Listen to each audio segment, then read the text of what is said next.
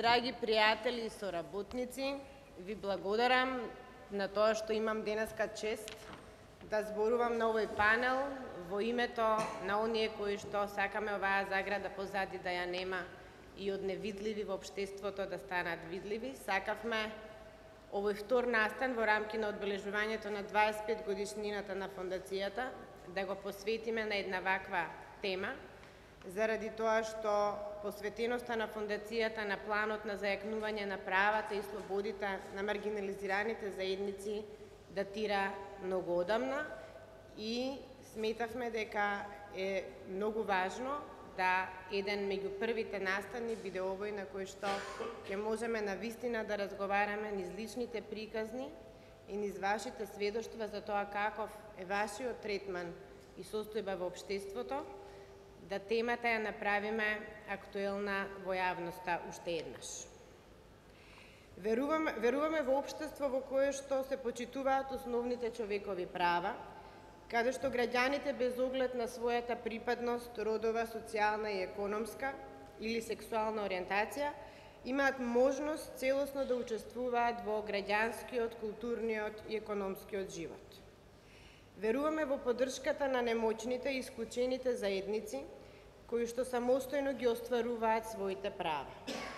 Веруваме во соочување со контроверзни прашања и поддршка на смели и нови решенија за проблемите со кои ќе се постигнат системски промени. Нашите заложби за заштита и унапредување на здравствените права датираат многу одамна, уште во далечната 1997 година, кога програмата за намалување на штети започна да работи, од која што подоцна се осамостои една силна граѓанска организација, која што и ден денеска е една меѓу најреномираните во државата и надвор би рекла, а тоа е ХОПС. ХОПС е силна организација која што е препознаена по тоа што работи со луѓето кои што користат дроги и со сексуалните работници и апсолутно е на нивото на многу такви своји организации од окружувањето и пошироко. Во 2000-тата програмата Марија беше практично зачеток на нашите заложби да работиме и да се заложиме за правата на сексуалните работнички.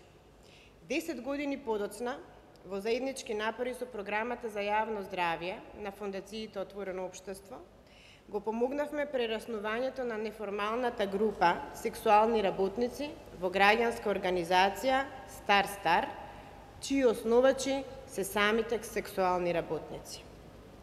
Истовремено, во континуитет го поддржуваме следењето и документирањето на прекршувањата на правата на маргинализираните заедници, со што создаваме една архива и прецизна евиденција за состојбите во општеството. Веќе 10 години извештаите на коалиција Маргини упатуваат на случаи на насилство, одбивање на медицинска помош, говор на омраза, дискриминација, навреди и исклучување на луѓето од маргинализираните заедници.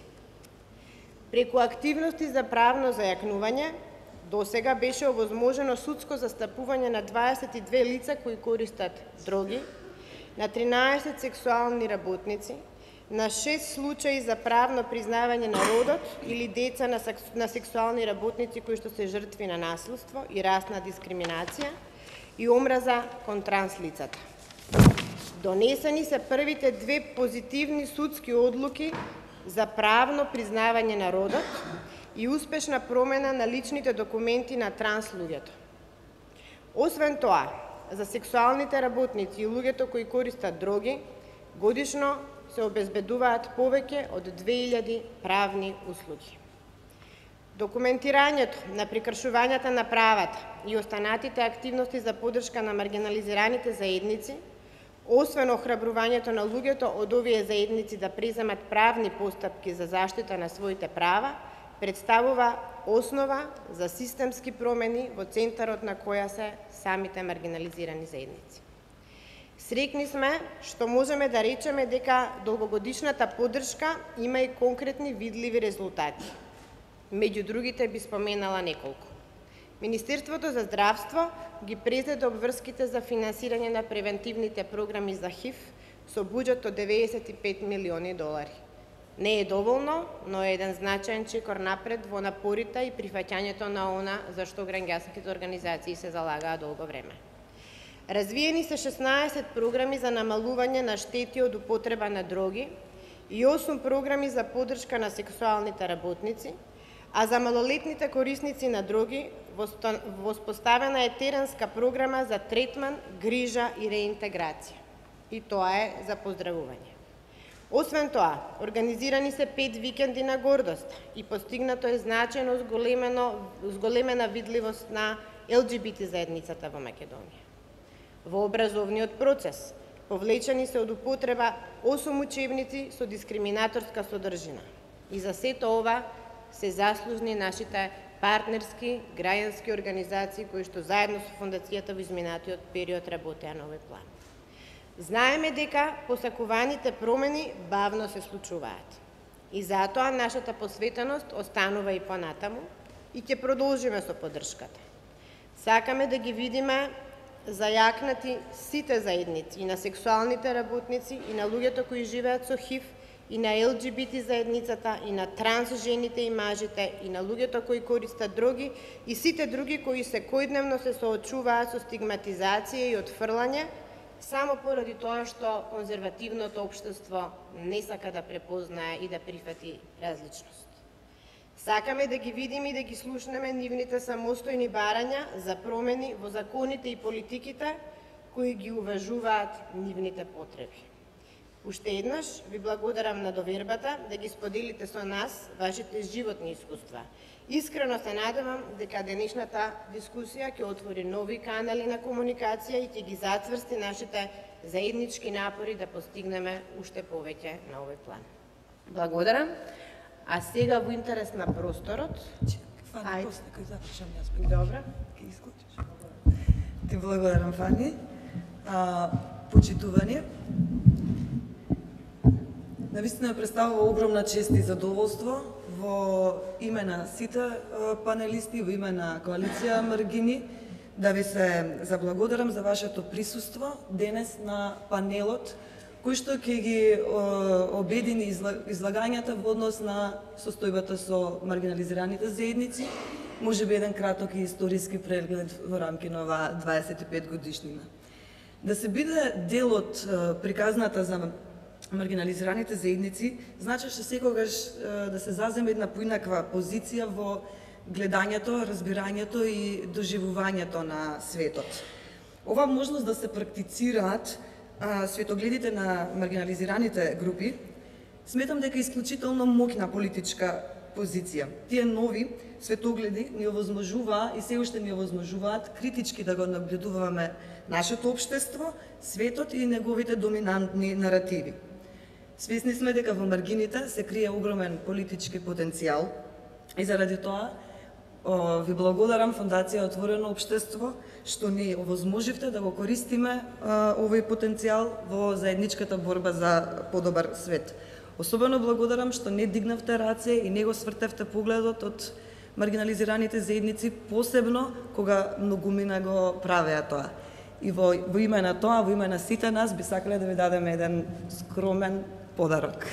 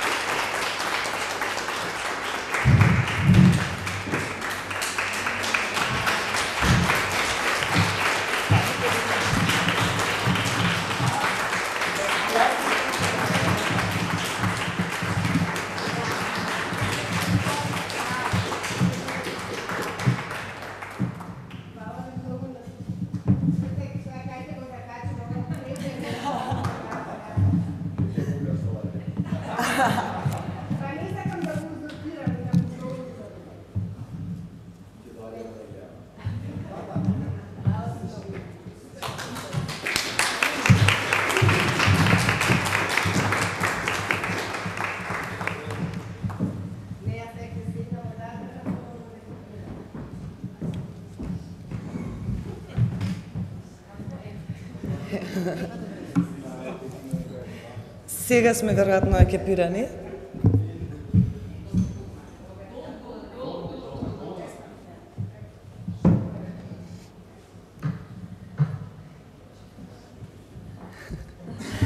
Бидејќи имаме многу панелисти во интерес на времето, само накратко, јас ќе ги представам, а тие понатаму ќе зборуваат секој од свој аспект во однос на групите кои ги застапуваат.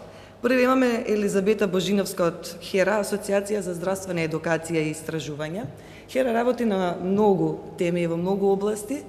Меѓутоа, она што денеска го спремивме е приказната на ХЕРА поврзана со ромките и со нивното сексуално и репродуктивно здравје. Ке замолам да го проштиме првото видео.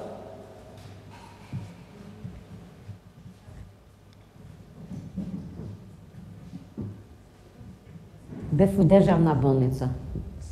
Да гледам колку месеци имам.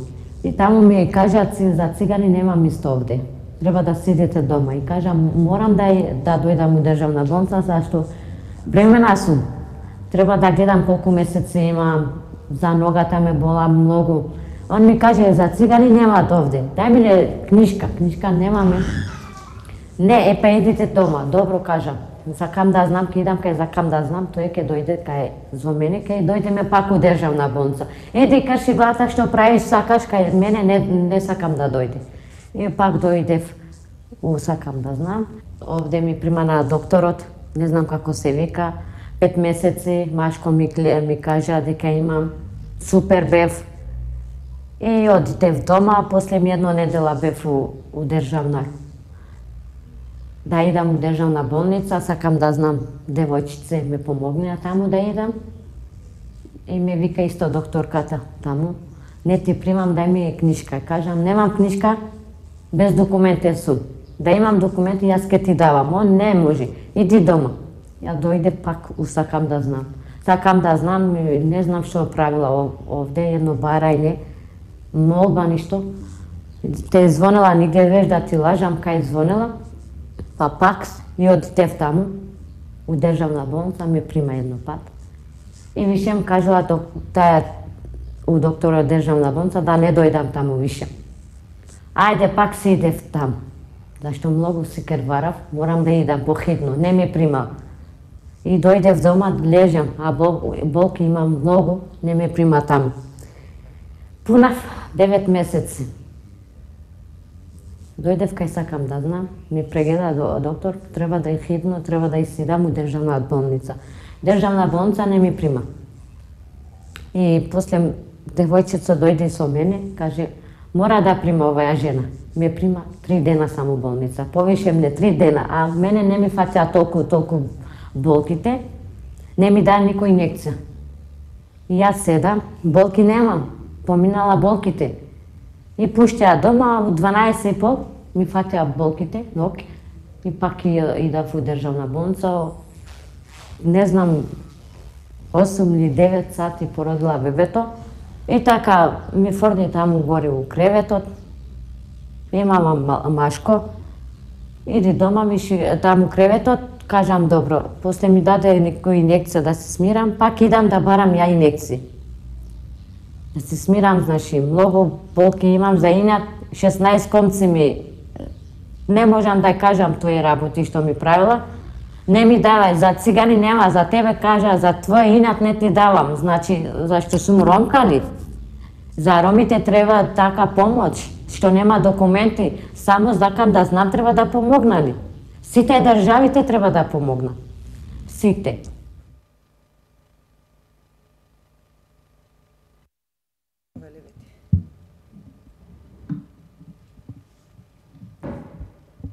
Благодарам, Ирена.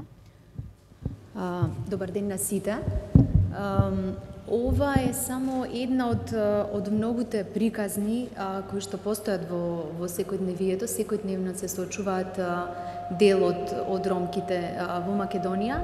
И една од приказната која што благодарение на врсниците од самата заедница, обучените ромки беше разрешена и беше обезбедено основното човеково право, пристап да ги оствари своите репродуктивни права на жена која што нема лична документација и која што во системот е отфрлено, односно заради тоа што нема документи не може да пристапи и да го оствари собственото право. И вакви лични приказни има доста и во отсуство на систем кој што треба да го обезбеди, да ги обезбеди овие права непречено, дел од ромките врсници кои што долго години живеат, односно директно работат на терен со заедницата, помагаат и ги зајакнуваат, се вклучија во разрешувањето на еден од многуте проблеми кои што постојат. Јас денес накратко ќе зборувам за иницијативата за омоќување на ромките, конкретно иницијативата на жени од Шуторизари, кој што како една од иницијативите која што помогнат, иницирана во соработка со Фондацијата Отворено општество Македонија. И ќе зборувам повеќе, бидејќи и личи на ваков ден кога и одбележуваме 25 години, повеќе ќе зборувам и за успесите и за промените кои што овие жени успеа, значајни промени во практика да постигнат и се уште се борат и бараат решенија за многобројни проблеми кои што пред се врзани за остварувањето на сексуалните и репродуктивните права на ромките. Инаку, како организација во Шуторизари конкретно започнавме да работиме уште 2005 година кога го отворивме првиот младински центар за сексуално и репродуктивно здравје, сакам да знам, и директно се вклучивме во нудење на бесплатни доверливи услуги кои што до ден денес постојат за ова население, услуги кои што не постојат во рамките на други јавноздравствени институции, како некои покритие или она што недостасува во меѓувреме да може да помогнеме или на некој начин да го надоместиме. Меѓутоа, со тек на годините детектиравме многу проблеми кои што се директно врзани за недостаток на услуги, поврзани беа со пречките кои што постојат во општеството, беа поврзани со реформите. Да речам, тука ќе го споменам проблемот со гинекологот во Шуторизари, каде по реформите во здравството 2 гинеколога, ова општина во која што има над 8.000 жени во репродуктивен период остана без ниту еден гинеколог. Ќе ги спомнам многуте пречки врзани за незаконските наплати, детектиран уште далечната 2010 година, кој што како проблем кој што е присутен меѓу сите жени, меѓутоа кај ромките е несразмерно. Ромките ги засега, имајќи предвид дека кога човек има многу екзистенцијални проблеми, незаконските наплати кои што треба да ги дава, односно да ги наплаќа услугите кои што и онака бесплатно следуваат, значи одвраќање од овие услуги, значи директна неследење на бременост, значи закана за мајката на детето, односно за здравието на бремената жена или пак понатаму здравието на новороденчето, дискриминација и бројни други проблеми. Токму затоа сметавме дека покрај нудење на директни услуги е редно да започнеме иницијатива во која што ќе работиме повеќе на застапување за овие проблеми, прво да станат видливи и секако да бараме различни решенија како овие проблеми да почнат да се решаваат и да бидат повидливи во општеството. Со Фондација Отворено општество Македонија посериозно, особено во однос на овие проблеми, почнавме да работиме 2011 година, кога Фондацијата стратешки започна со имплементација на пристапите, така наречено правно омоќување на заедниците, најразлични, конкретно кај нас со ромките, меѓутоа бројни иницијативи за сите целни групи за кои што денес ќе разговараме беа започнати. Процес кој што значи зајакнување на самата заедница, обучување, преку правна помош, самите луѓе од заедницата да пристапуваат, да едуцираат, меѓутоа и да нудат директно, да помагаат во остварувањето на социјалните и здравствените права кои што се секој пат врзани едни со други. И пристапот на мониторинг од заедницата, вака звучи абстрактно, меѓутоа еден концепт кој што значи сериозно јакнење на заедница за тоа кои се нивните права, како да ги остварат своите права, меѓутоа и следење што во државата постои на хартија, на закон, политика и како тоа од закон се преточува доле на терен, да се пратат информации од терен, како тие права се остваруваат и да се прати информација назад до властите, да се побара отчетност за нивна имплементација, еден процес кој што е сериозен, бавен, бара доста напори, особено во делот на мобилизација и вклучување на самата заедница. Заедницата која никој пат не била вклучена во граѓански сектор, заедницата која што само иницијативно се вклучила како активист, како промотор, пред се да ги едуцира своите граѓани, врсници, меѓутоа понатаму да се вклучи гласно да говори и бара отчетност од властите. Инаку проблемите со кои што оваа заедница несразмерно се соочува и корените се многубројни, а корените пак ќе ги спомнам во несразмерната сиромаштија, која што е дури 3 пати поголема од просекот на националниот просек, поврзана со ниско образование, поврзана со ниска вработеност, односно невработеност, и кој што директно се одразува пред се на здравствените права. Имаме и најкраток животен век, многу пократок е ромите во споредба со сите други етникуми, меѓутоа исто така прилично отежнат пристап до здравствени услуги. Процесот на омоѓување на заедницата беше бавен, како што спомнав, меѓутоа вклучуваше бројни активности за нивно обучување, од обуки поврзани со параправна помош до обуки за едукатори или теренски активности кои што директно на терен ќе ги едуцираат, меѓутоа исто така обуки кои што значи правење на карти со оценка од заедниците или истражувања годишни кои што даваат рефлексија од терен. Што се случува на терен, кои што за прв пат во Шуто Оризари барем ни детектираа многу аномалии кои што ги знаеме од терен, меѓутоа на хартија со оценки, со точни и прецизни податоци кажуваат дека состојбите се дури и полоши од она што сме го замислувале, а се поврзани со превентивните програми. Обучените жени ромки од врата до врата од 2013 па се до денес едуцираат, ги нудат овие услуги, меѓутоа многу често во отсуство на системски решенија нудат адхок решенија, кои што вклучува медијација, кои што вклучува придружби, како она што го видовме и денес, вклучува адхок решенија и преговарање со оние кои што се прекршители на правата, здравствени давателите на услуги, а кои што не би требало да ги прават истите. Меѓутоа, ова иницијатива во време, како што имавме и знаеме, во време на еден режим, беше и најгласната и најотворено зборуваше за незаконските наплати и за барањата поврзани со соматичниот гинеколог, односно гласно, преку најразлични методи од перформанси, протести, герила акции, меѓутоа и отворени дебати, конструктивно. Дури преку нивно присуство во комитети на Обединетите нации за остварување на нивните права, јавно и гласно говореше за сите овие неправди кои што на терен значат директно загрозување на нивниот живот. Во 2015 добивме и првата препорака без ракавици од Комитетот за економски, социјални и економски права, кои што најчесто на земјите умерено им препорачува што треба да направат, каде што Шуто Оризари беше мапиран како вистински проблем, особено во делот на гинекологот, како основно човеково право, односно пристап до основни услуги за бремените жени, меѓутоа и незаконските наплати како ургентен проблем на Република Македонија. Од она што јас би го издвоила како посебен успех, и знам дека зборам повеќе за успеси, секако ќе се осврнам и на предизвиците, е да речеме во отсуство на систем, понекогаш индивидуалните случаи за некого значат навистина остварување на правата и многу побрзо се гледаат промените, за разлика во промените на политики, закони кои што се бавни. Низ последните 5 години преку иницијативата на жени ромки, односно преку параправниците и преку работата на теренските работници, се посетени од врата на врата над 5000 ромки, од кои што над 1900 бремени ромки, а во однос на параправната и правната помош над 1400 клиенти ги оствариле своите социјални и здравствени права со помош на нивните врсници, обучени ромки, и над 750 клиенти добиле директна бесплатна правна помош. Од успесите ќе ги споменам видливоста на овие проблеми, видливоста јавно да се говори, дури и кога може да речам и мејнстрим популацијата не зборуваше за незаконските наплати, дознавме од една маргинализирана заедница која што беше погласно од сите други, кои што се уште постојат за жал. Видливоста на проблемите, меѓутоа и минорните не секогаш ефективни промени кои беа правени во рамките на превентивните програми за здравство како одговор на реакциите на ромките и одговор на она што е детектирано како проблем на терен.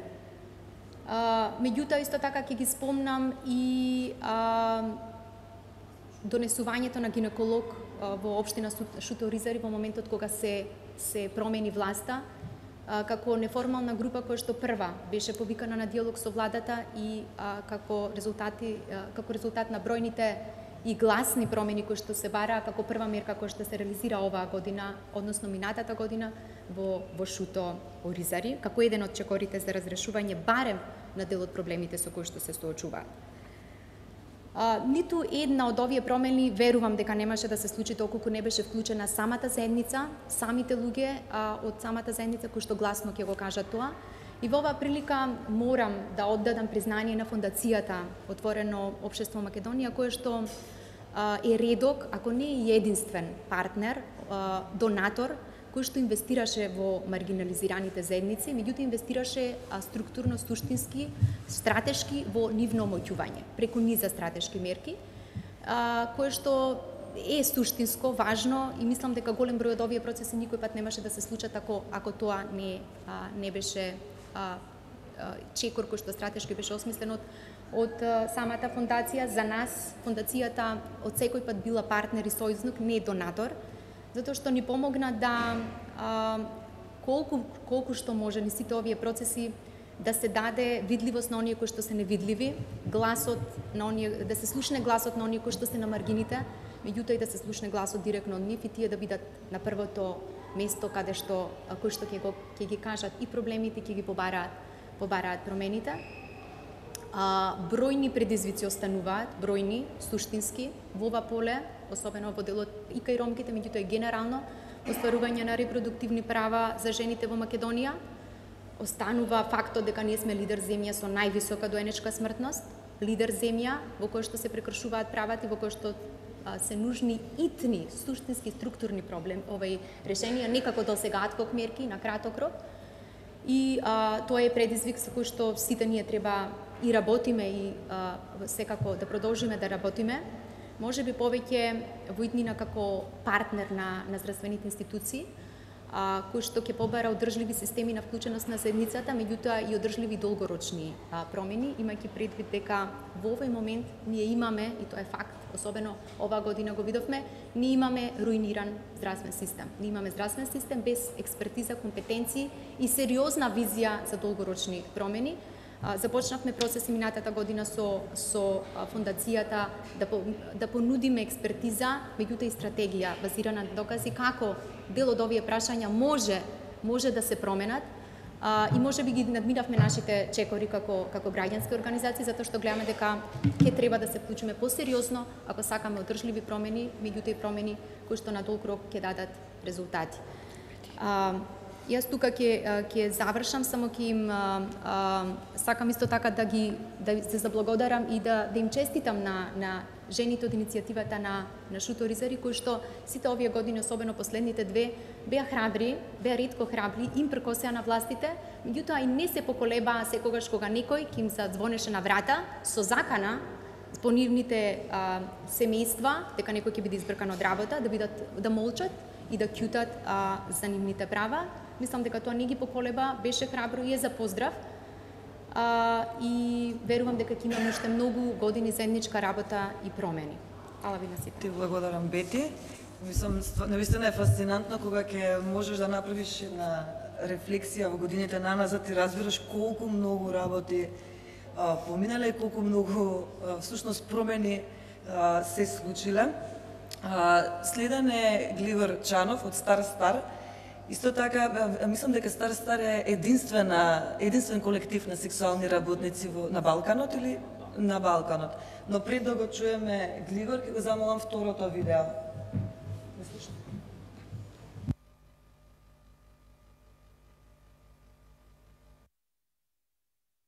Со сексуалната работа започнав на 19 години заедно со неколку другарки, кои што влеговме доброволно, без никаква присила во целата таа приказна.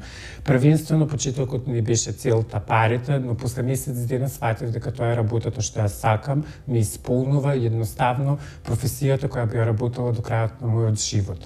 Сум се соочувала со многу проблеми и предизвици. Најчести проблеми ми биле проблемите со клиентите, но и проблемите со полицијата, каде што полицијата доаѓала, ги користела сексуалните услуги и на крај ваделе полициски значки, каде што се кажувале дека се полицајци и дека парите треба да им се вратат назад. Но доколку парите не им се вратат, би било одење во полиција, притворање и слични работи. Пред 6 години стапи во контакт со првата организација, првиот колектив на сексуални работници на Балканот Стар, кој што ме поддржа и ме оснажнија да продолжам понатака со работата и да почнам да пријавувам случаеви на физичко, психичко и сексуално насилство. Денеска сум горда на тоа дека останатиот дел од сексуалните работници кои што немаат контакти со ниедна невладина организација, ги оснажнувам и ги поддржувам во истото тоа да продолжат да пријавуваат психичко, физичко и сексуално насилство.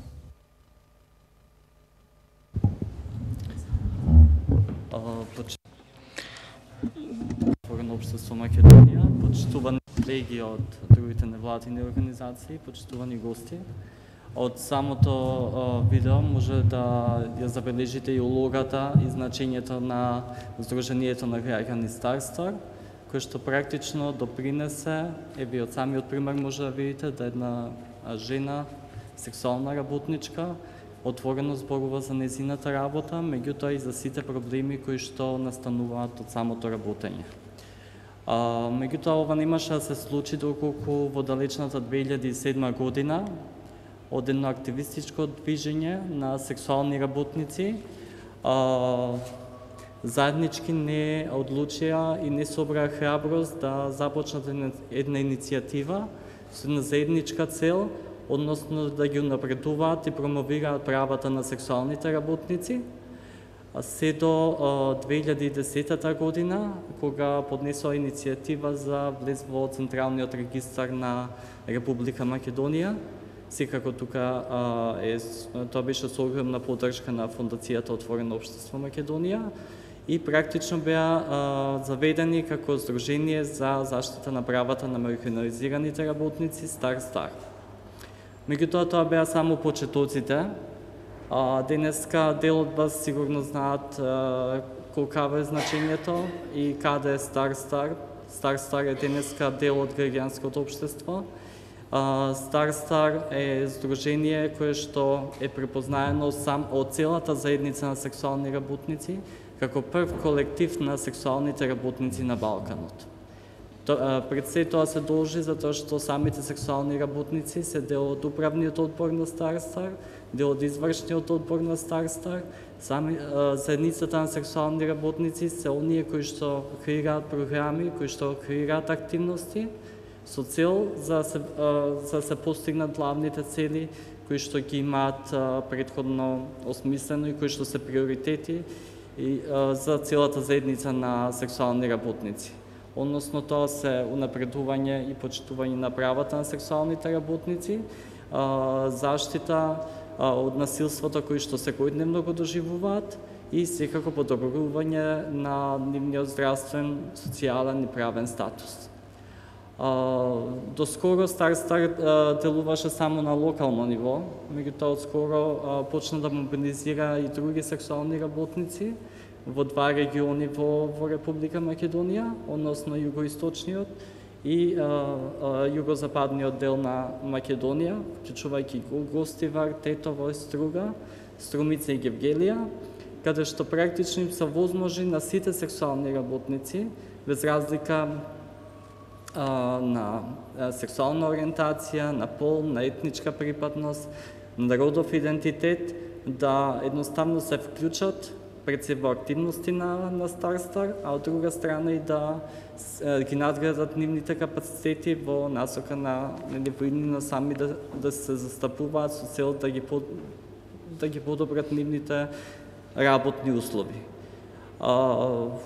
Меѓутоа, тука Старстар нема да застане. Старстар ќе продолжи и ќе работи се додека не оствари својата визија, односно се додека не создаде свет во кој што сексуалните работници ќе можат да живеат и работат слободно, а нивните основни човекови права ќе бидат принципни на демократско и толерантно општество. Фондација Отворено општество ви благодариме.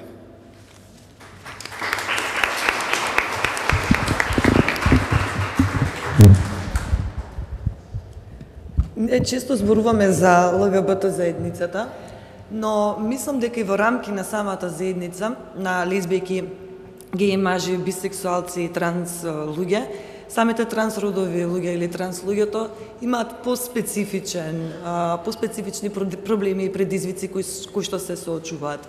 Наташа Бошкова од Коалиција Маргини ќе зборува малку повеќе за правата на транс луѓето, но пред тоа да погледнеме видео број 3.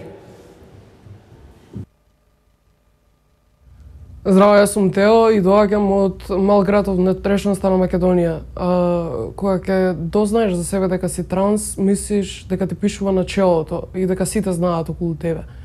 Тоа допринесува да се оддалечиш од другите луѓе и да бидеш асоцијален. При тоа и самата средина додава врз тоа што те прави невидлив и неприфатен и немаш никаква поддршка. Дури можеш да се соочиш со насилство. Доаѓањето во Скопје ослободува и самата нова средина ти дава можност да изградиш нов идентитет. Во Скопје запознав многу луѓе како мене, запознав активисти, и дојдов во контакт со невладени организации како коалиција Маргини, што ти даваат до знаење дека не си сам, дека не си единствен и ти даваат секаква поддршка.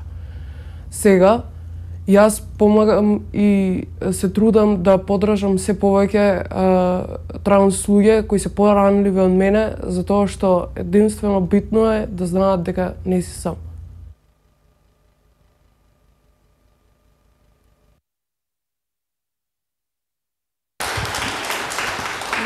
Како некој што го мина целиот процес на снимање на овие видеа, морам да се заблагодарам стварно на учесниците и знам колкава храброст треба да се излезе и да се зборува за себе на овој начин. Ти благодарам, Ирена.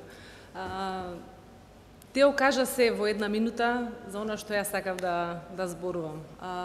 Го кажа своето лично искуство како е да се живее во македонскиот контекст, да се биде транслице. Јас ќе се обидам да ја презентирам работата која коалиција заедно со заедницата ја работеше во последните 10 години и токму ради како резултат на нашата работа, всушност Тео излезе и јавно зборуваше пред вас за своите искуства како трансмаш. Во 2008 беше првото транс лице со кое Славчо и јас разговаравме.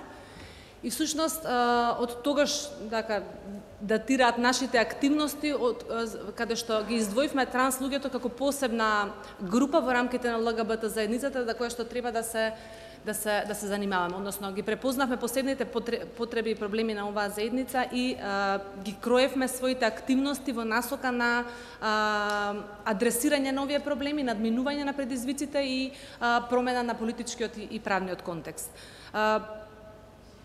Во изминатите години главно активностите беа насочени кон активности за елиминирање на дискриминација и насилство, односно пружање на заштита на трансродовите луѓе кои беа жртви на насилство и дискриминација, помош во однос на пристапот до здравствени услуги и правна поддршка во процесот на правно признавање на родот.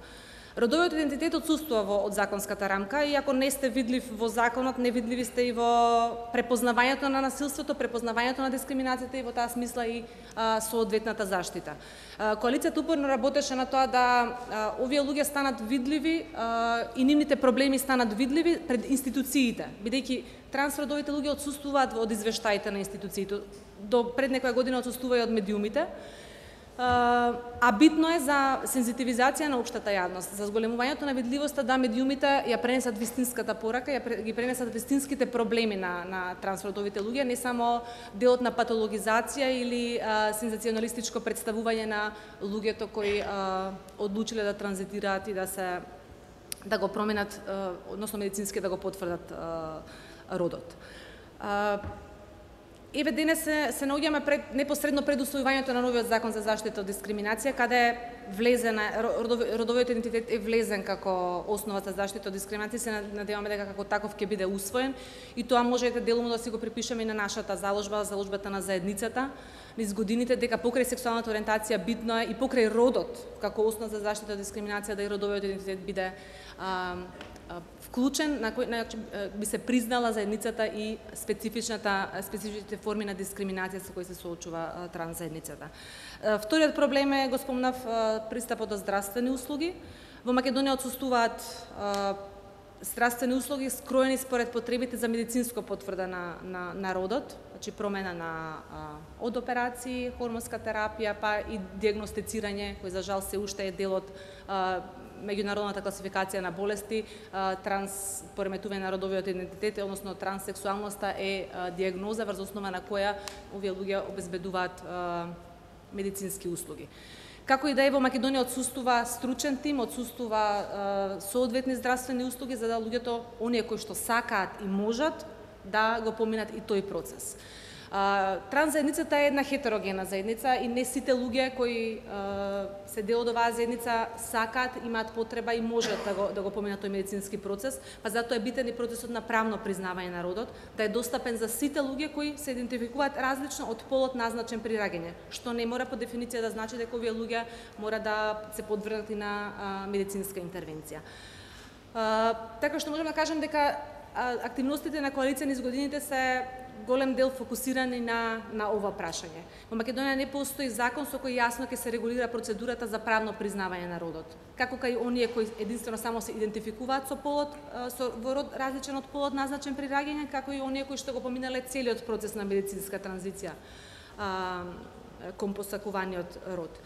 И во таа смисла, последните 10 години 10 постапки, значи кога се подготвуваше обележувањето на 25 годишнината беа 6 случаи, во меѓувреме се појавија нови случаи за кои што почна тај постапката и што укажува дека сме создале поддржувачка околина, сме создале организации, општество кое транс луѓето го препознале како пријателска, како поддржувачка околина, каде дошле и се обратиле за помош.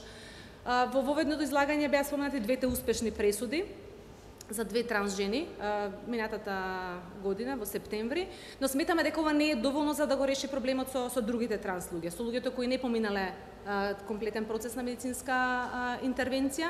И во таа смисла сметаме дека е потребно да се усвои посебен закон кој ќе овозможи лесна, брза, транспарентна постапка за сите кои се чувствуваат поинаку од она што е назначено во матичната евиденција.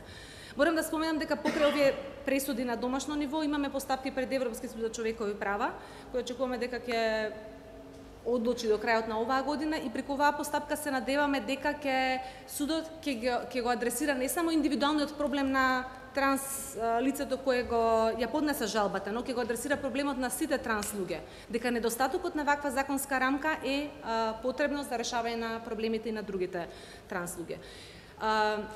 И како посебен успех кој што го гледам покрај овие правни постапки е и нашите заложби да ова прашање влезе во институциите и да институциите станат свесни за потребата од усвојување на законска рамка. Имавме состанок со владени представници, со представници од Министерството за правда, конкретно заменикот министер, Министерката за труд и социјална политика, представници на МВР, кои беа запознаени со што се минуваат трансродовите луѓе како недостатокот на јасна законска рамка, но и јасна пракса. Искажаа волја дека во следниот период, заедно со заедницата, заедно со граѓанскиот сектор, ќе работиме на изнаоѓање на законско решение кој ќе ги признае трансродовите луѓе и ќе има возможност на лес и брз начин да добијат документи кои го соодветствува нивниот родов идентитет.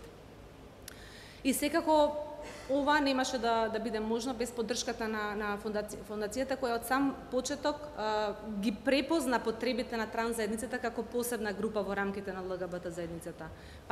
Главните услуги кои ние ги обезбедуваме, правната помош и психосоцијалната помош, се всушност финансирани континуирано од фондацијата. Се надеваме дека државата ќе ги препознае овие сервиси и во догледно време ќе бидат дел од јавното здравство, дел од психосоцијалниот систем за поддршка на луѓето, па и од системот за бесплатна правна помош, за да можат трансродовите луѓе да непречено ги остваруваат своите права. Јас би завршила тука, па ако има нешто дополнително после може да се вклучам во дискусија. Благодарам, Наташа. Кога веќе зборувавме за трансродовите луѓе, следна наред е другиот дел од заедницата, односно лесбијките, геј мажите и бисексуалците. Ако повеќето представници на организациите тука се и членки на коалицијата и наши основачи, за ЛГБТИ Центарот за поддршка би рекла дека е можеби наш заеднички најголем партнер и особено им благодарам на секогаш солидарноста и поддршката која што сте ја давале кон другите маргинализирани заедници. Пред да му дадам збор на Кочо, ќе го замолам четвртото видео.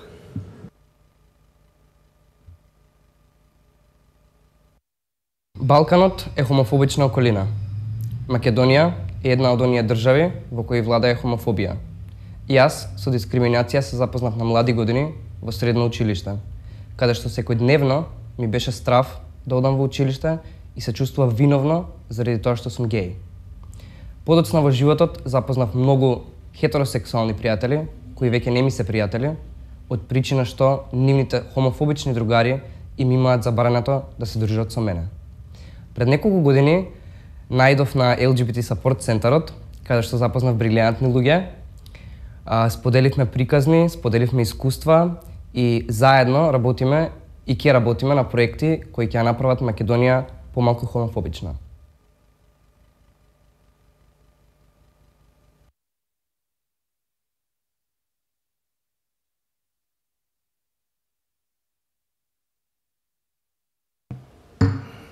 Благодарам Ирена, благодарам Фондација Отворено општество за можноста, сум почестен што имам можност да говорам на овој панел кој е во рамките на прославата на 25 години.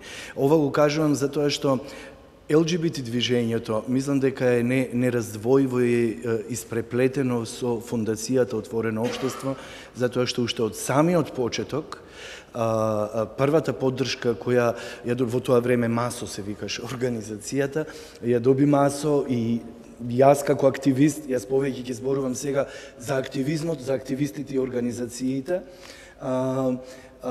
ја добив и организацијата ја доби токму од Фондацијата Отворено општество и еден многу значаен чекор уште на почетокот се деси што со помош на Фондацијата во тоа време едни со Жарко Трајановски, со Нора Стојановиќ, со Хелт програмата, со сите од Фондацијата се формира коалицијата Маргини.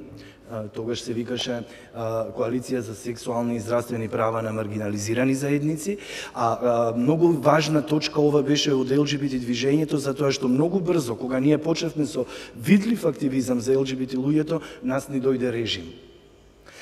Се затворија организациите, не функционираа и коалицијата Маргини во суштина успеа да го премости овој темен период, особено првично.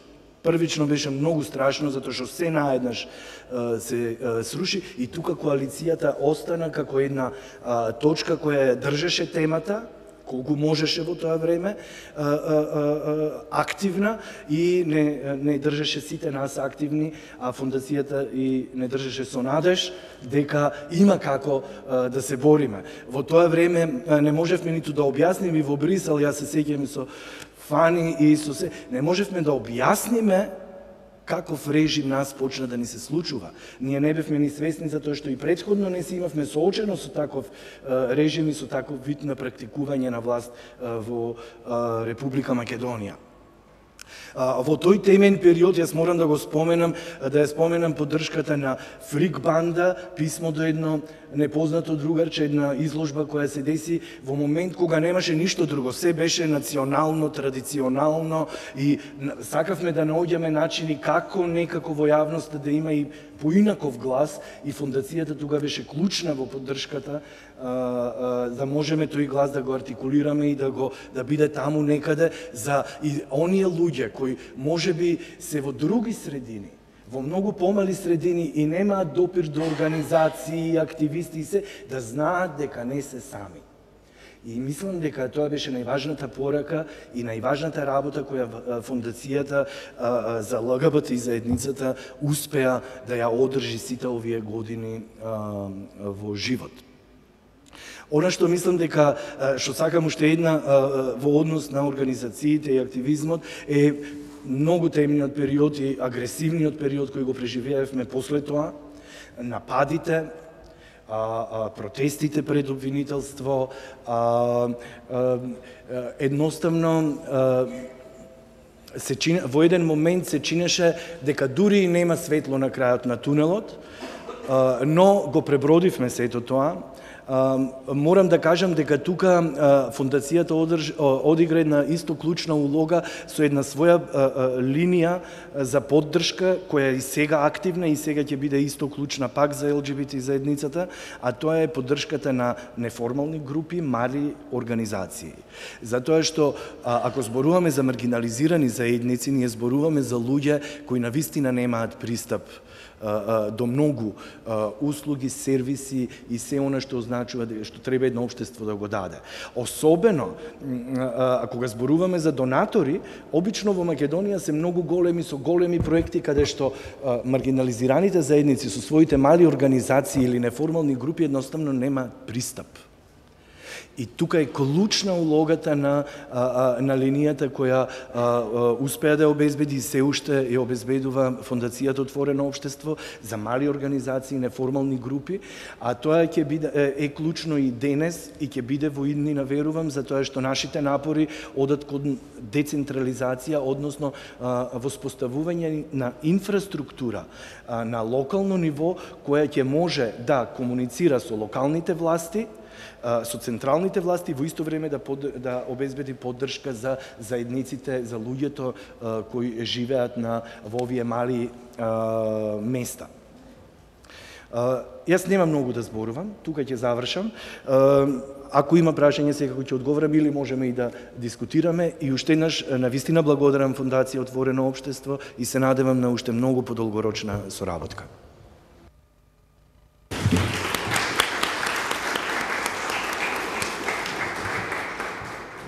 Ти благодарам, Кочо. Може би како уште еден успех е од една мала и прилично скриена заедница. ЛГБТ заедницата сега е прилично гласна и артикулирана. И ја гледавме, не гледавте сите нас на повеќето протести, особено во рамки и на шарината револуција и претходно, кога ЛГБТ заедницата не само што излегуваше и даваше поддршка, туку излегуваше како ЛГБТ заедница. И во таа насока Андреј Сених доаѓа од организацијата Заедно поселни, организација која што се бори за правата на лицата кои живеат со ХИВ.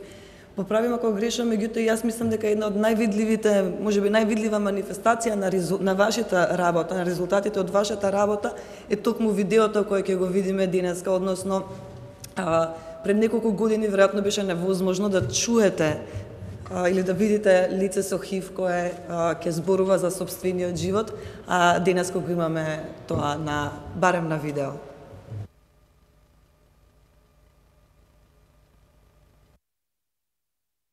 За еден месец, веќе година дена како знам дека сум ХИВ позитивен и мојата првична реакција беше како тоа ќе усмени мојот начин на живот. Од моментот кога дознав дека сум ХИВ позитивен, стапи во контакт со организација за поддршка на луѓето што живеат со ХИВ, Заедно поселни, и дознав дека тоа воопшто нема да влијае на моето здравје. Треба некои мали, едно апче, 2 на ден, ништо повеќе.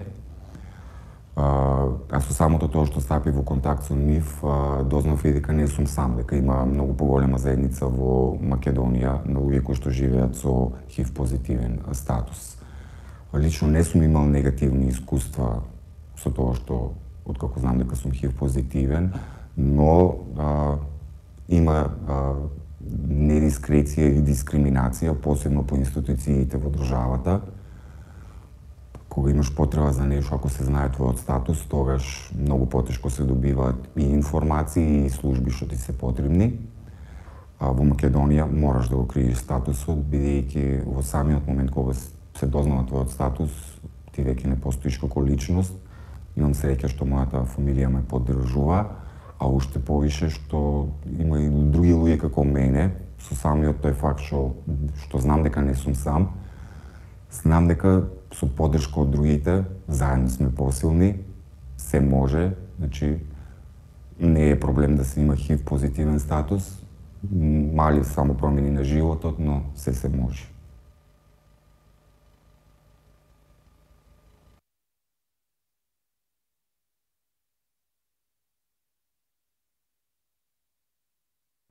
Добар ден на сите. Најпрви би сакал да изразам својата лична радост што сум дел од одбележувањето на 25 години на фондацијата. Прекрасна пригода е ова и серија на настани кои што нас како граѓански активисти кои што работат со различни маргинализирани заедници ни значат, се дел од нашата интима. Во денешно време е многу лесно да се биде невидлив со ХИВ. порано тоа не беше така. Покрај сета она фама која што се изгради уште во почетокот на 80-тите години околу ХИВ, да се има ХИВ беше и реално видлива, можеше да биде многу видлива и многу грда работа во смисла на можните заболувања и симптоми кои што луѓето ги има од тој период и кои што најчесто и во нашата земја завршуваа со смрт, бидејќи за жал како земја не покажавме навремена одговорност во справувањето со овој проблем. Колку за споредба и за подсетување, доколку во светот животоспасувачката терапија стана достапна во 96-та година, па и порано, меѓутоа како ефикасна терапија во 96-та година, во Македонија терапијата дојде дури во 2005 година и тоа благодарение на активисти и на надворешни донации. Реков денес е многу лесно да се биде невидлив со ХИВ, токму благодарение на тоа што постои терапија, постои здравствена грижа, постои добар систем на поддршка изграден во изминатите години, меѓутоа е многу тешко да се биде видлив. Се уште е очигледно многу тешко да се биде видлив, бидејќи се соочувате со, ако не да речам денес, има и страшни ситуации, меѓутоа во најмала рака е непријатно. Непријатно е да бидете одбиен од матичен лекар. Зборувам за примерот пред 2 дена. И тоа на драматичен начин. Страшно е и опасно кога универзитетска клиника, терциерна здравствена установа пред 2 години одбива животоспасувачка интервенција во тек на повеќе од 2 месеца кај пациент со ХИВ, со некакви си образложенија дека тие не биле соодветно опремени за да работат со лица со ХИВ. Или најдувате едноставно на навредлив однос, или најдувате на распрашување за вашата сексуална ориентација или за вашите сексуални практики кои што се ирелевантни за она за кое што сте дошле во една здравствена установа. Во рамки на заедницата најдувате на озборување и на стигма врз основа и на реален, меѓутоа и на нереален или предпоставен ХИВ статус. Најдувате на одбивање или прекинување на интимна врска кога партнерот ќе дознае дека имате ХИВ. Од тие причини очигледно многу е тешко да се биде видлив. И веројатно формирањето на некакво здружение, на некакво самоорганизирање за лицата со ХИВ пред едно 8 години беше и единствениот начин да тие станат видливи како заедница и да се изборат за некакви промени. Заедно посилни се формираше токму како здружение на лица со ХИВ и заправо почна како група за поддршка, меѓутоа уште во почетокот постоеше тој порив дека мораме некако да действуваме за да нешто промениме. Меѓутоа како да се действува кога видливоста е проблем? Заедно посилни се формираше практично како, може да се каже дека се формираше како една национална интервенција, бидејќи беше активност предложена во тоа време од Сдруженијето ХЕРА во рамки на националната програма за ХИВ, која што во најголем дел со години, повеќе од 13 години, се финансираше со донации од Глобалниот фонд за борба против сида, туберкулоза и маларија. Меѓутоа, кога се формираше, за жал, некои луѓе кои што беа на раководни позиции во тоа време во националната програма за ХИВ и ги носе одлуките околу финансирањето, одлучија дека во една програма за ХИВ па и нема потреба да се одвојат премногу пари за самите лица со ХИВ и така некако тој предлог проект кој што заедницата сама го разви, десетина луѓе беа во тоа време, кој што сами го разви со поддршка од ХЕРА, практично беше искасапен и кога ние почнавме во 2011-2012 година можевме да вработиме пола лице и практично малку не останавме без активности во проектот, немаше многу што да се имплементира бидејќи проектот беше испокасапен. Сепак, благодарение на поддршката на ХЕРА, Сдруженијето почна да функционира и почна да гради своји внатрешни системи уште пред почетокот на таа поддршка од Глобалниот фонд преку Министерството за здравство. И тука сакам да ја спомнам и да ја објаснам клучната улога што за нас како заедница ја одигра Фондацијата Отворено општество Македонија. Ние до некаде слично како и Стар, со некоја година задоцнување во формирањето и во самостојувањето. Исто така добивме на почетокот поддршка од Фондацијата Отворено општество и на некој начин сега и го сметам тоа за на некој начин и за благослов што не сме биле соодветно поддржани финансиски во рамки на националната програма, бидејќи никогаш не се потпревме на тоа, туку баравме начини да најдеме поддршка за нашата кауза, која што на крајот на криштата и не можевме да ја најдеме во рамки на една национална програма за ХИВ, во ситуација кога самата држава не се погрижила сите основни потреби во смисла на терапија, на здравствена грижа, соодветно да ги среди. Значи во тоа време околу 40 само 40 на луѓе кои што се свесни за својот ХИВ статус во Република Македонија се соочува со сериозен проблем во пристапот до терапија. Зборувам за периодот 2010, 2011 и 2012 година, каде што имаше прекини во терапијата, луѓето одеа на клиника на неколку дена за да земат по неколку таблети, за да има за сите додека се реши некаков проблем на набавка и така натаму. И тоа беше тоа коинцидираше со нашето формирање. Практично ние од група за поддршка уште веднаш се соочивме со тој сериозен притисок на обстанување, на квалитет на живот и на одржување на здравјето и на животот на крајот на криштата. Првата поддршка која што ја добивме од Фондацијата Отворено општество во 2012 година не беше, таа одигра улога за нас значајна како институционална поддршка, меѓутоа реално тоа не беше институционален грант, туку тоа беше грант за застапување, тоа беше адвокаси во рамки на програмата за пристап до лекови, која што е програма, мисламе, иницијатива во рамки на програмата за јавно здравје воопшто на Фондацијата Отворено општество и која што воопшто не е една така едноставна и наивна тема, туку се работи за едно доста комплексно глобално прашање кое што задира во политики за финансирање на фармацевската индустрија, финансирање и поттикнување на иновацијата во откривањето на нови третмани и така натаму и сите злоупотреби што во тој дел се случуваат на глобално ниво и фондациите Отворено општество во таа една област имаат богами една добро определена позиционираност, која што во кратки црти за да не навлегувам е противпоставеност на моќта која што има големата фармацевска индустрија и целата арбитрарност во тоа каде се насочуваат ресурсите и на кој начин се откриваат нови лекови и дали тоа е соодветно и дали одговара на потребите на јавното здравје, глобалното здравје и така натаму и зошто луѓе немаат пристап во светот до животоспасувачки лекови во целиот тој систем. А ние тука во рамки на таа иницијатива на Фондацијата Отворено општество зборувавме за тоа како да обезбедиме лекови за 40 до 100 пациенти во наредните неколку години и како да изградиме систем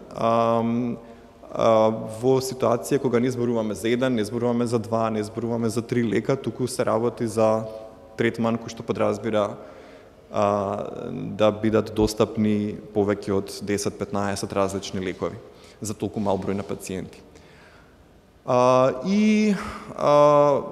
Така и се развивме. Значи, денес можам да кажам дека нашето портфолио како организација, како основната дејност ни е поддршка на врсничко ниво или на peer ниво.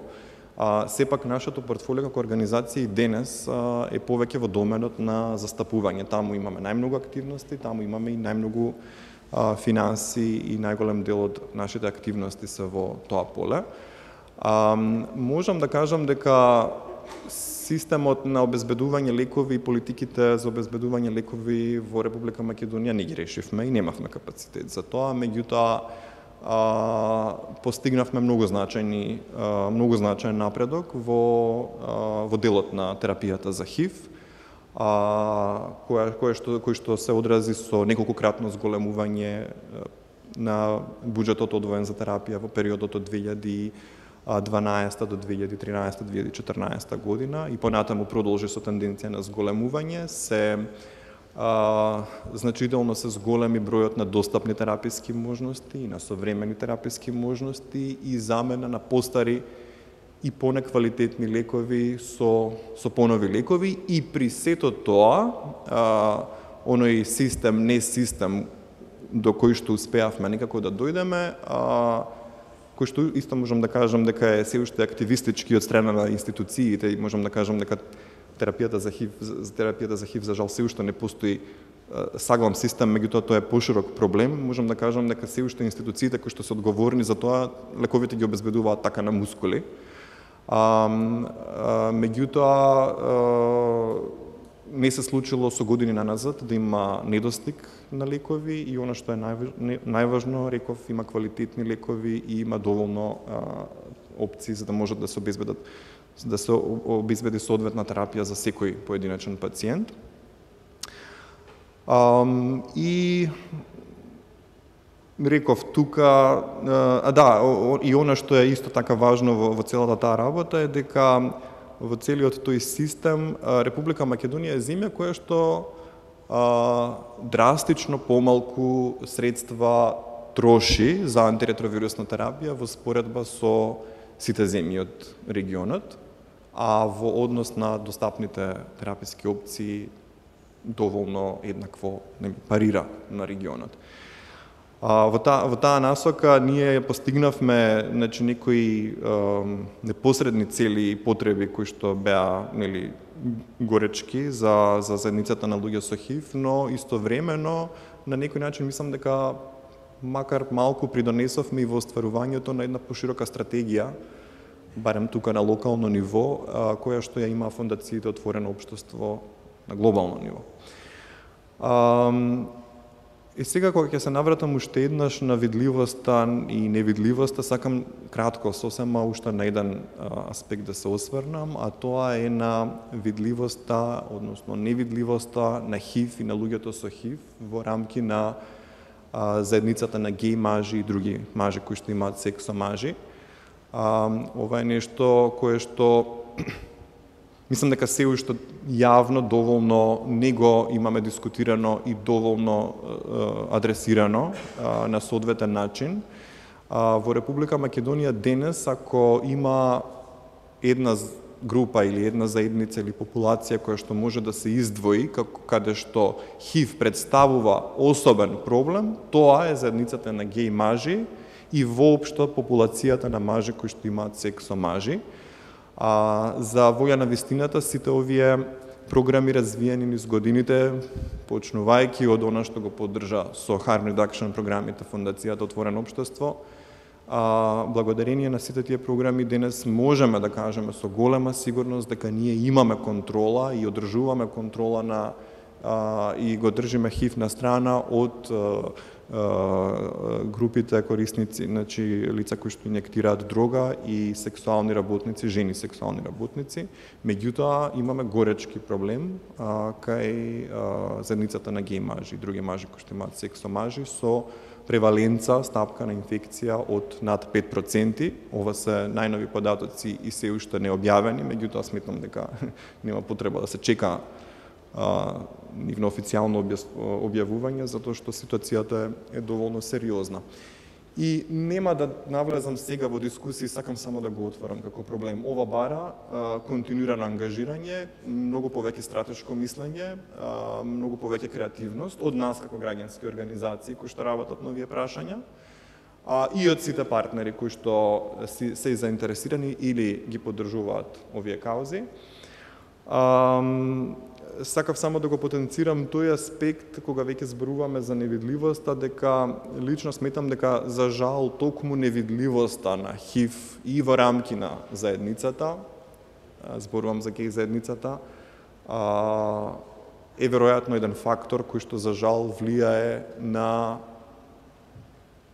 тоа да не биде препознаен ХИВ во самата заедница како еден од горечките проблеми на заедницата покрај другите проблеми како правата и дека дава гориво на зголемувањето на проблемот, бидејќи кога нешто не е видливо, сметаме и дека не е реалност во нашата средина и во нашата заедница. И тука би завршил само со поставување на ова прашање, отворање само на ова прашање, се разбира, за да не одземам повеќе од времето, по овој панел можеме повеќе да дискутираме.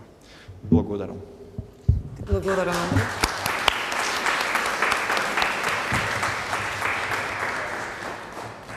Ти благодарам особено што ни отвори на сите нас некои нови перспективи и верувам дека ако не од утре, а веќе од понеделник би седнале и како коалиција, и како ЛГБТ Support Center, како заедно посилни, да разговараме за некакви заеднички стратегии за адресирање на овие нови предизвици или проблеми.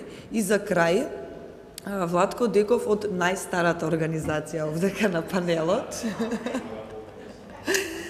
Да, не Владко како најстар, туку Хопс како најстар. Не го издавај кочи.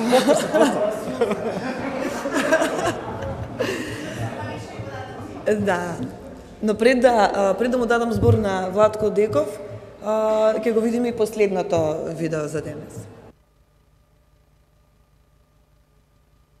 Значи, кон крај на 90-тите години, поточно 98-ма, го имав својот прв контакт со Маска, сегашен Хопс. Поразлично беше тоа што, за разлика од општество каде што корисниците на дрога се осудени, стигматизирани, Хопс не беше место виткано со предрасуди, лични желби, морални и етички прашања, туку се подпираше на факти, истражувања и искуства кои што ги добива од самата целна група. А целата филозофија беше поставена на човекови права и слободи и социјална еднаквост. Преку програмите за намалување на штети директно се влијаеше во секојдневниот живот на корисниците на дроги, преку намалување на последиците од употреба на дроги и крвно и сексуално преносливи инфекции. И можеме да се пофалиме дека сме една од ретките земји кои има толку мало ниво на ХИВ инфицираност помеѓу лица кои што користат дроги. Мислам дека е време да ги оставиме предрасудите на страна и да се вклучиме со позитивни примери за подобро утре за сите нас.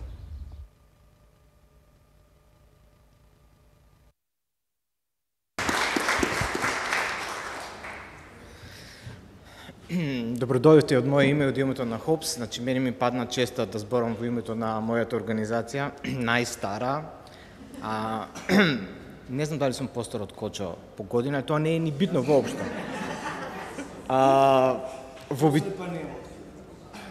Да. Вообичаено сите ние тука кои што денес зборувавме сме познати како луѓе критичари. Каде и да не видите дека негде во јавноста зборуваме, веројатно ќе слушнете дека нешто критикуваме. Се нешто не ни се допаѓа во државата, се нешто имаме да желба да промениме, и за нас лично самите, меѓутоа и за заедниците кои ги представуваме. Меѓутоа, кога синоќ јас седнав да размислам што ќе зборувам денес на овој настан, прво си реков, ова е исклучителен настан, 25 години на фондација, а за 2 или 3 години Хопс ќе слави исто така 25 години. Дали треба да седам пред вас и повторно да го слушате истиот говор, а тоа е да критикувам во какво општество живееме, општество каде што луѓето се невидливи, маргинализирани, стигматизирани, или да дадам нека друга нота, да кажам како ние почнавме да работиме, па тука се фати во замка, си велам, ова исто опасен терен, затоа што може да излезе премногу патетично. Така да ја не знам што сега во овој момент ќе зборам, све е оставено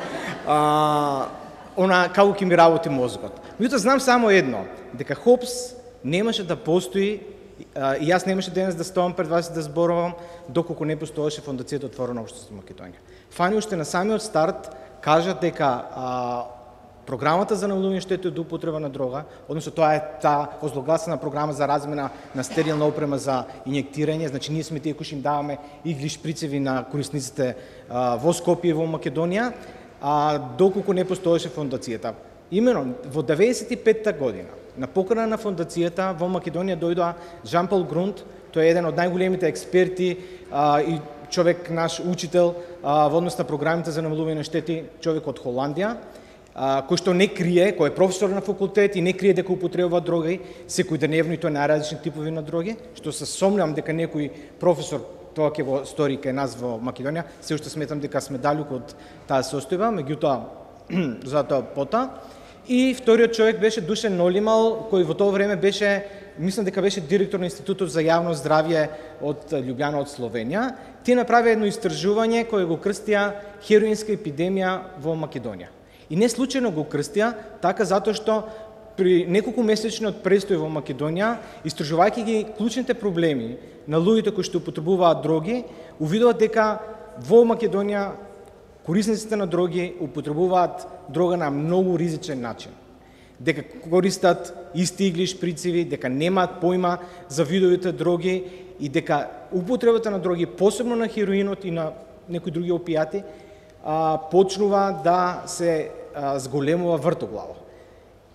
Една од препораките на самото истражување беше дека Република Македонија мора подхитно да отвори програми за намалување на штета од употреба на дроги, односно програми за развој на стерилен прибор за инјектирање, доколку сака да ја спречи надоаѓачката ХИВ епидемија, која што ни куцаше на врати, затоа што во ист момент во Србија бројот на корисници на дроги кои што беа ХИВ позитивни се мереше во неколку стотици, не зборувам за десетици. Фондацијата имаше слух, веднаш после тој извештај од истражувањето ја формираше програмата за намалување штета од употреба на дроги, како што спомна мојот колега Жерир на видеото. Во почетокот таа програма ја спроведуваше организацијата Маска. За вас кои што не знаете, тоа е организација која што во тој момент се бавеше со социјални и културни прашања во Република Македонија и истата организација вода луѓе од културната и уметничката сцена во градот. Јас тука ќе спомнам дека еден од позаслужните е Горан Путица, кој што тогаш работеше во Канал 103 и не случајно Жан-Пол Грунт ги мапираше луѓето од музичката и културната сцена преку нив да влезе во еден, да кажем, субкултурен сегмент и во рамките на корисничката популација кој што во тоа време постоеше во градот Скопје.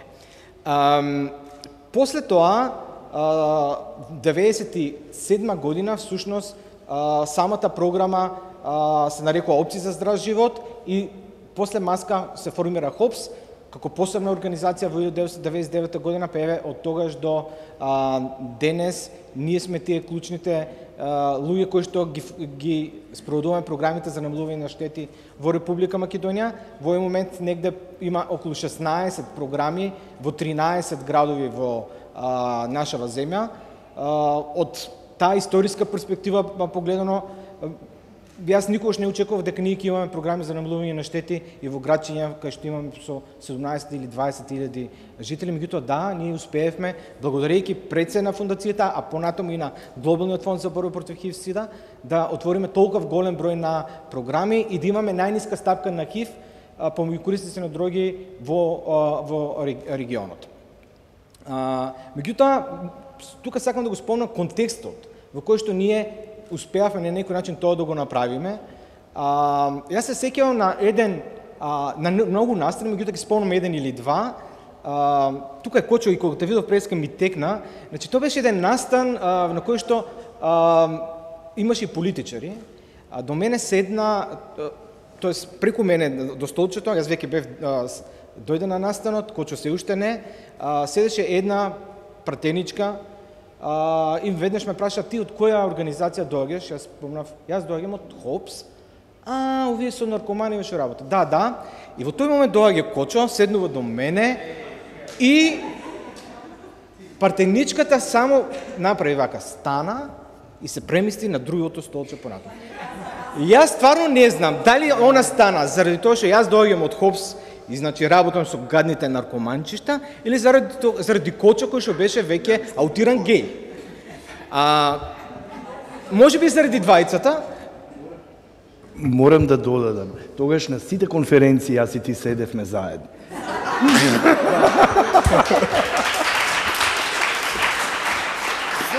Мислам дека никој не сакаше да Кочо да седи. Никој, мислам. Ете, во тие времења ние имавме организација. Знаеш како не вика у ќоше, курви, педери и наркомани. Pardon my language. Така. вториот настан од тие многуте е една едукација финансирана од Фондација Отворено општество, која беше организирана во Охрид, си мислам дека беше 2001 или почеткот на 2002 година, на кој што беа поканети видни доктори од Скопје и Македонија, прецизно од Скопје, меѓу кои директори на одредени клиники. И вториот ден, значи првиот ден почнуваме, сега ние му објаснуваме за нашите програми и така натаму. И вториот ден директорот, тогашен директор на брза помош во Скопје, во еден момент станува и кажува: јас имам решение за вашите проблеми. Да слушнеме? Па решението е да сите наркомани ги обесиме на партизанска на бандерите, а заедно со нив на секоја втора бандера и вас, сите што работите во ХОПС. Семинарот не се прекина, меѓутоа поентата ми беше да сватите во каква атмосфера ние работевме и со какви луѓе ние требаше, односно кои луѓе требаше да ги промениме сите овие 20 години. И затоа успехот на она што ХОПС со голема подршка на фондацијата го направи, за мене е навистина огромен. Денес ние можеме да зборуваме дека програмите за намалување на штети се всушност национална политика на државата. Значи од програми кои што биле напаѓани, ние денес овие програми се национална политика зашто се вклучени во национална стратегија за дроги, вклучени се во националната стратегија за ХИВ-СИДА, во локалните стратегии на повеќе градови и општини во Република Македонија, и од оваа година 2018 ние сме финансирани токму тие иглиш присвои ги купува Министерството за здравство, односно владата на Република Македонија. Така да за мене стварно ова е огромен успех. И во тој контекст не сакам да критикувам, како што спомнав на самиот почеток, меѓутоа морам да спомнам дека се соочуваме и со одреден трип на предизвици.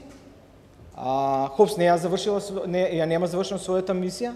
Еден од клучните предизвици кои што во иднина се фокусираме се малолетните корисници на дрога, за кои што не постои соодветен третман во државата. Замислете, вие треба, доколку некој дете или млад човек кој има 13 или 14 години, има сериозен проблем на употреба на дрога, нема соодветна програма каде вие можете да го препратите во нашава земја. Тоа треба да чека да напуни 16 или 17, за да може да биде примене некој од соодветните програми. Повторно почнам да критикувам.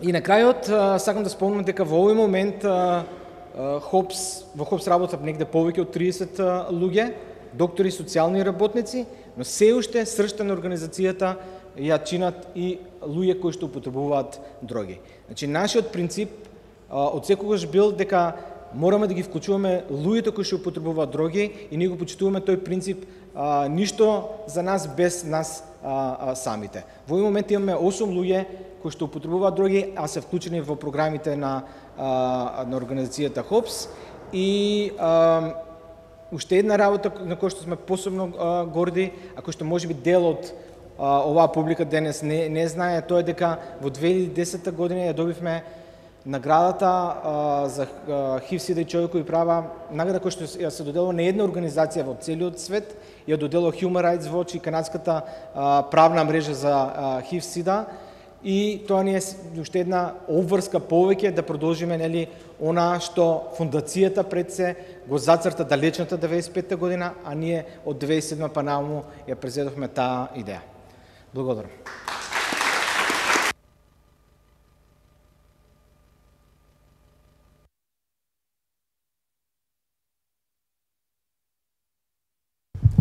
Сега јас многу емотивна станав, се плашам да не се расплачам.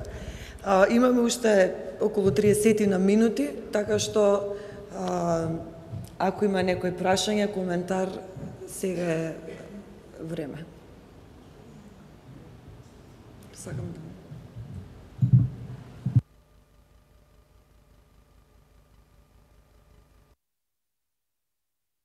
Добар ден, сега се слуша добро.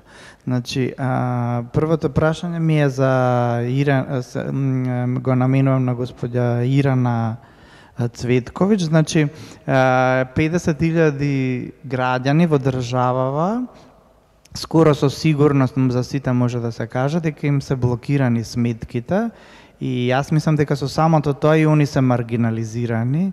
Значи, во некој случај должат, не знам, 300 денари за како се вика, за такса, радиодифузна, или пак ако ga идат да ја платат, не може, тоа не е дозволено. Значи, тоа е она што е баласт од претходната влада.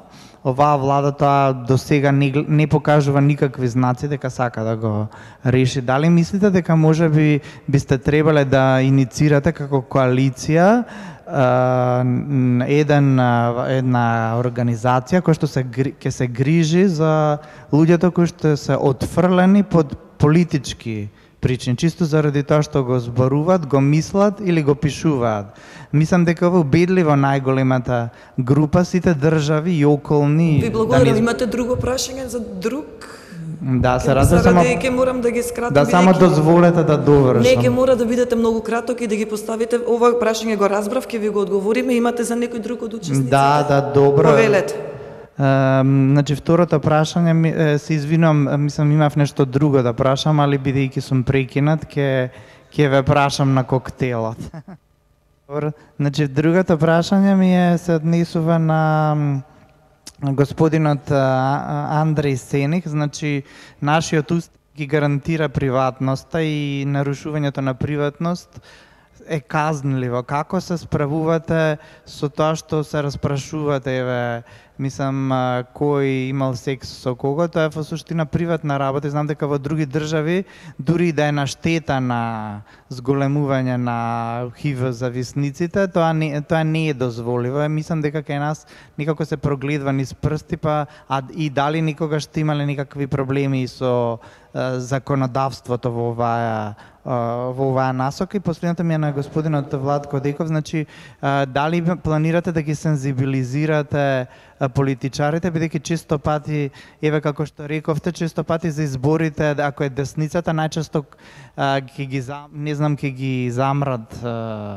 наркоманите, имаат таква реторика, а напротив, ако мислат дека повеќе гласови ќе добијат ако одат во обратна насока, демек тоа било cool, и често пати дури мислат дека и другите биле, некојаш има изјави од некои наши политичари, дека другите биле добри во известна смисла за развивачките економии како што нашата. Дали имате можеби некаков план или идеја да, бидејќи нашата држава е уникатна во овој поглед, да го отворите ова како една по-отворена така јавна дебата, да сензибилизирате јавноста во оваа насока. Благодарам. Ви благодарам. Андреј, сакаш ти прв да одговориш? Не сум сигурен сосема дека го разбрав прашањето. Ние не распрашуваме никого со кого имал секс. Од друга страна би коментирал на темата.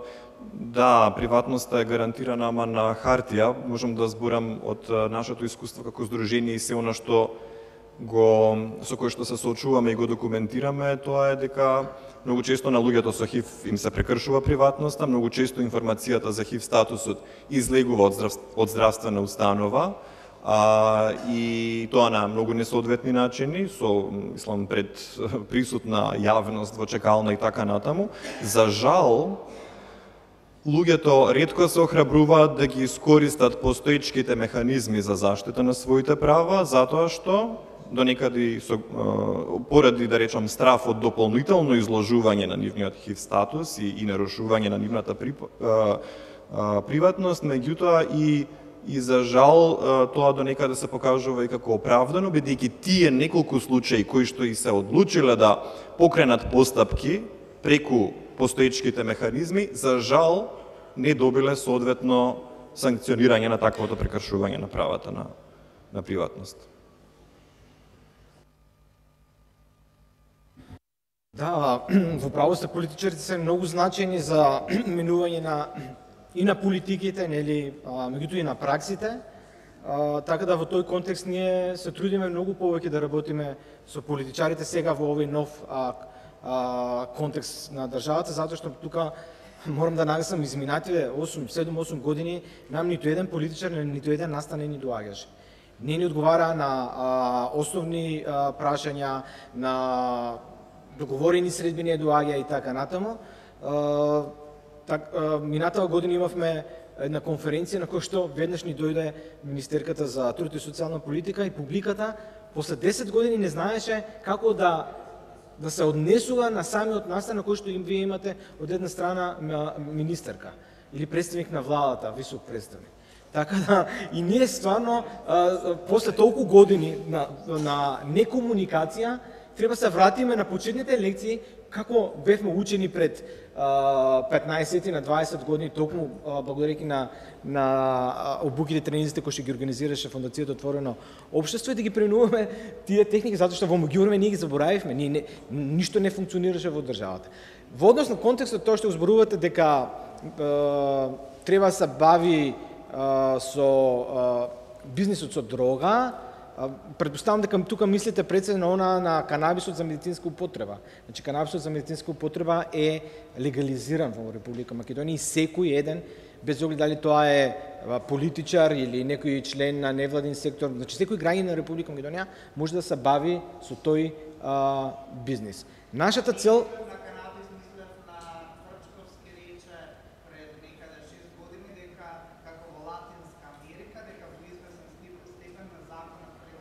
бидејќи не се слушаме вака, може да си ја довршиш мислата.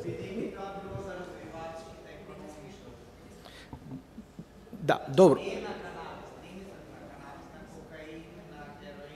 Мислам дека да, ве разбрав во ред.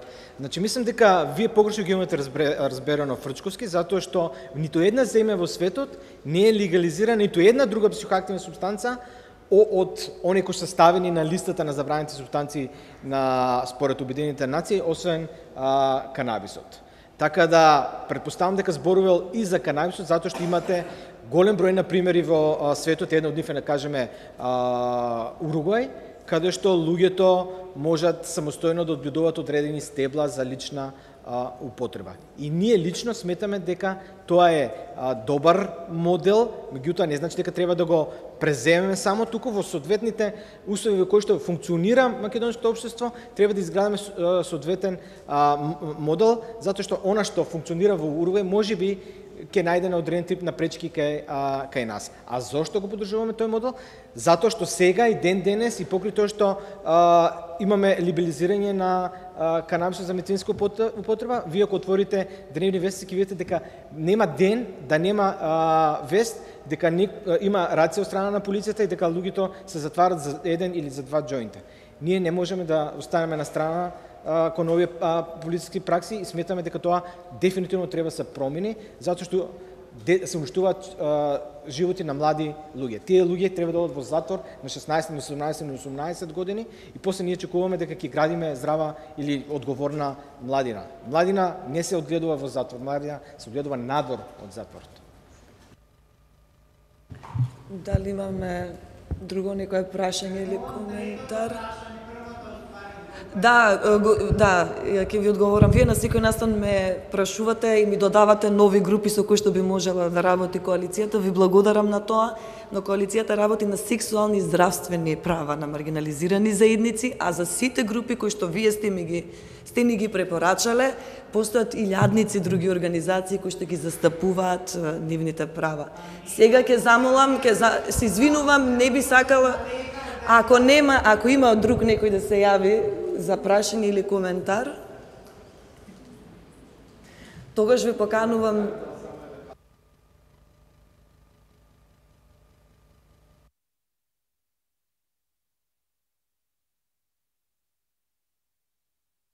Јас само би додал, би нагласил, мислам дека е исклучително важно дека фондацијата е една од ретките, ако не единствената, која што го препознава значењето кое што го има културната и уметничката продукција поврзана со групите и прашањата со кои што ние се занимаваме, а особено е важно бидејќи другите фондации, меѓународни организации исклучиво поддршката ја даваат за прашања што се однесуваат на класично застапување или лобирање, а фондацијата успеа да го препознае тоа низ серија уметнички и културни проекти кои што ги има поддржано и кои што мислам дека возможија да бидеме едни од ретките и препознатливи примери на интернационално ниво за некои од работите кои што ги имаме направено во тоа поле и особено за годишната поддршка на Скопскиот викенд на гордоста, кој што годинава ќе се случи по 6-ти пат и повторно фондацијата е еден од главните поддржувачи на тој настан и да ја злоупотребам оваа прилика да најавам од 7 до 10 јуни оваа година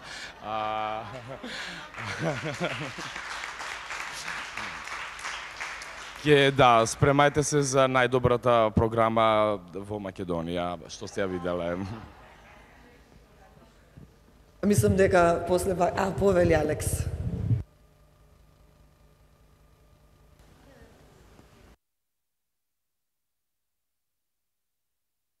Јас имам едно прашање за ние кои што имаме корисници на дрога во семејството, како би можеле да бидеме од поголема поддршка.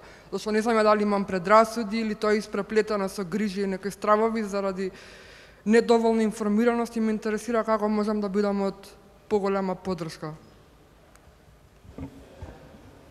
Одговорот е многу едноставен. Како и за секој друг проблем, треба да се потрудиме да го разбереме проблемот и да му дадеме поддршка за тој проблем да биде помал.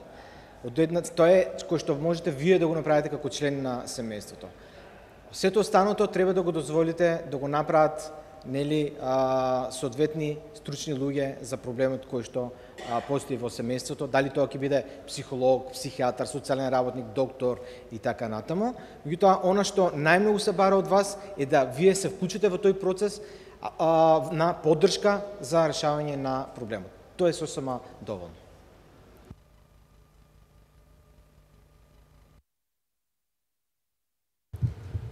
Ако нема други прашања, јас ќе се заблагодарам на сите панелисти. Лида.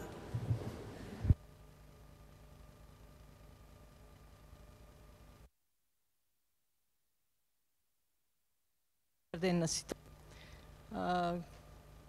Повеќето од вас ве знам затоа што соработуваме и драго ми е да видам вака на едно место собрани луѓе што работат со вака ретки примероци на невидливи групи кои што низ нашите искуства гледаме како стануваат видливи и како стануваат достоинствени, односно почнуваат да учествуваат и во својот живот и во животот на заедницата со помош на организации како што се сите ваши различни организации, а сепак поврзани една со друга. Она што сакам да ви честитам, сакам и да прашам или да искоментирам е каде е границата, односно вие веќе во своите искажувања тоа го посочивте некој од вас, возрастната граница на вашиот интерес, бидејќи имаме разни нивоа на невидливост во групите со кои работите. Најневидливите меѓу маргинализираните невидливи се децата. Се додека ние и се разбира дека најбрзо ние ги препознаваме невидливите меѓу возрастните, прво затоа што или меѓу другото затоа што тие се и некаков товар на општеството, па така и сме ги забележале и така сме забележале дека имаат групи во општеството за кои треба да се погрижиме посебно, бидејќи институциите на системот или системот како целина не ги забележува или нема механизми да се грижи за нив. Значи, во таа смисла, вашата работа навистина и пионерска и огромна. Меѓутоа, најневидливи меѓу невидливите се децата, затоа што во нашата заедница тие се заштитени како заштитени мечки, ама е многу парадоксално од кого ги штитиме, бидејќи претпоставуваме дека родителите се тие што се грижат за нив, а родителите се сите оние други од целото наше општество, кои што се хомофобични, конзервативни, уплашени, ужаснати, кои ќе се соочат со дете кое што е една, да кажеме, членка на оваа заедница. За да не дозволиме да дојдат тие деца во ваква ситуација, а се повеќе гледаме дека ги има во училиштата, значи геј деца, транс деца, тие се појавуваат. Вашата пионерска работа е исклучително важна затоа што го отварате тоа поле, па заради вашата работа тие деца се појавуваат во нашата стварност, иначе до сега ги немаше, како што немавме ни деца што се злоставувани до пред 5-6 години, како што немавме деца хендикепирани или како што немавме деца со посебни потреби. Значи, гледаме како е процесот и мораме да бидеме свесни дека мораме да го забрзаме тој процес. Значи, не само да заклучиме дека сме успешни во еден тесен круг, ова е релативно тесен круг на луѓе што се знаеме и знаеме кој што работи, како работи, туку на вистина да отвориме. Јас лично го имам тој проблем како практичар, да се соочам со исклучително повреда на детските права од страна на нивните родители. Тука се затвара вратата, затоа што родителот одлучува за детето дали е геј, дали е транс. И ако родителот одлучи дека тоа дете мора да биде тоа што треба да биде, а не тоа што е, нема спас. Нема спас во ниеден круг на системот, во ниедна организација. И ете, ова нека биде некаков апел за помош, да речеме, да се здружиме во насока на смирување на родителите. Значи, не одземање на децата, не раскинување на врската дете-родител, туку во информирање на родителите, во едуцирање, во еманципирање, ако сакате. Затоа што тие деца, после 4 години или после 5 години, веќе нема да бидат кадарни, не знам, да се вклучат во заедницата како функционални граѓани и како квалитетни луѓе. Ете тоа, фала. Не беше прашање, ова беше само... Не, супер, со Лина долго соработуваме и точно за овој проблем многу често сме зборувале. А особено што и нам, како активисти, ни се поприлично врзани рацете, односно не можеме дури ни да комуницираме со малолетници, затоа што ризикот е голем, доколку родителот дознае, има зашто да не обвини, па можеме да имаме и судир со законите. Иако искрено морам да кажам, лично сум комуницирала, не службено, затоа што не можеш да оставиш дете кое што има 15 години и ти пишува SMS-а качено на својот прозор и спремно да се фрли. Во таа смисла правиш отстапки и се, но потребно е точно да најдеме добра стратегија и добар влез кој што на еден начин ќе не заштити нас, а од друга страна ќе ги заштити децата и нивните родители.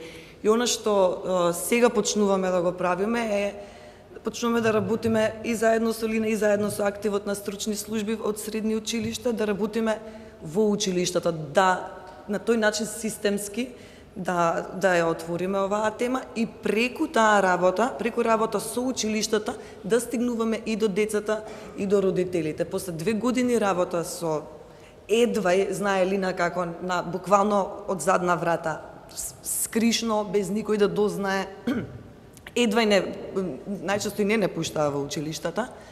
Можам да кажам дека бројката на пријавување на случаи поврзани и со булинг и со насилство почна вртоглава да расте во коалицијата, особено веројатно е тоа некаков прв чекор, особено не поттикнува тоа што самите стручни служби, педагози и психолози ја препознаваат коалицијата и ресурсите, па тие почнуваат сега да се јавуваат, да носат случаи, но ова е навистина некаков ептен почеток. Понатаму мора многу посериозно да се работи со овие прашања кај младите и веројатно училиштата се првиот влез.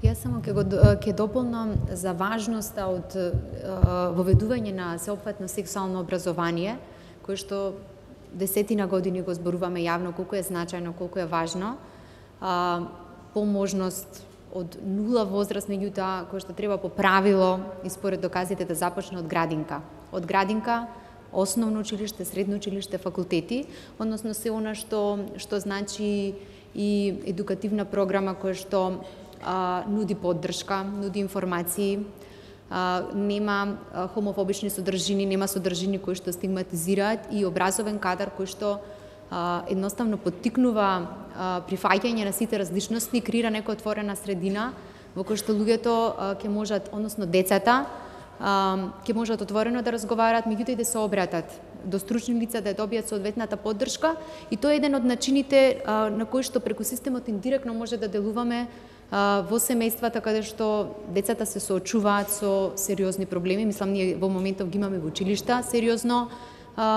сериозни случаи на силеџиство од самите врсници. Тоа е еден процес кој што веројатно исто така долг ќе биде, затоа што дебатата ја почнавме 10 години, моментално се работи на потенцијалните модули. Коалицијата, ХЕРА и останите организации работат на модули кои што понатаму треба да бидат понудени на државата за да се воспостави или да се започне со пилотирање на овој систем. А во меѓувреме сите овие акции кои што ги имаме, коалицијата ги има во училиштата, ние ги имаме преку неформалното сопветно сексуално образование кој што го правиме во училиштата, кој што секако дека не е доволно, околу 500 деца, што исто така е чекор, годишно поминуваат низ тие 7 задолжителни модули за ССО и тука ги правиме тие мали промени кои што на долг рок мора да ги гледаме низ системот на образование.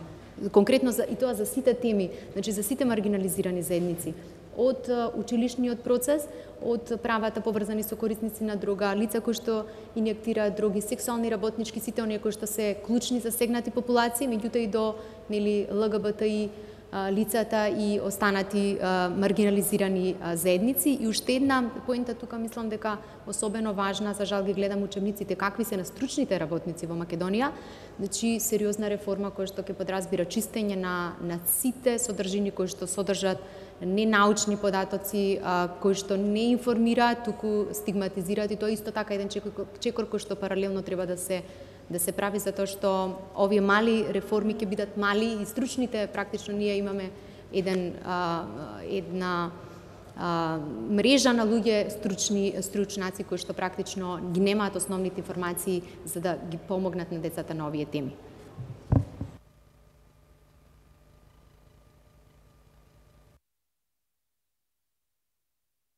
Добро. Ви благодарам на сите што дојдовте, благодарам на сите панелисти и уште еднаш честита 25 годишнина.